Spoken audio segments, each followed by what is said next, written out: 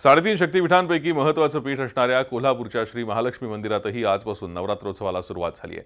सकाळी देवीची विधिवत पूजा अर्चा करून देवीची आरती करण्यात आली। त्यानंतर मंदिरात घटस्थापना करण्यात आली। नवरात्रीच्या काळात महालक्ष्मी मंदिरात संपूर्ण राज्यासह परराज्यातून लाखो भाविक दर्शनासाठी येत असतात। त्यामुळे जिल्हा प्रशासनाने योग्य ती खबरदारी घेतली आहे। आजपासून नवरात्रोत्सवाच्या शेवटच्या दिवसापर्यंत मंदिर परिसरात विविध धार्मिक कार्यक्रमांचं आयोजन केलं जातं। त्याचबरोबर महालक्ष्मी देवीची वेगवेगळ्या रूपात पूजाही बांधली जाते।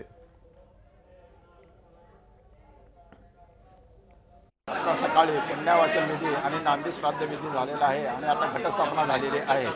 यानंतर देवीच्या गाभाऱ्यात देवीच्या पुढे नवरात्राची विशेष पूजा करण्यात येत असून त्यानंतर देवीला अभिषेक करण्यात येईल। याचबरोबर देवीच्या पुढे सप्तशतीचे पाठ आणि लक्ष्मीनारायण हृदयाचे स्तोत्र म्हणण्यात येईल। हे विधी देवीला दररोज नवमीपर्यंत करण्यात येतात। झी 24 तास रहा एक पाऊल पुढे।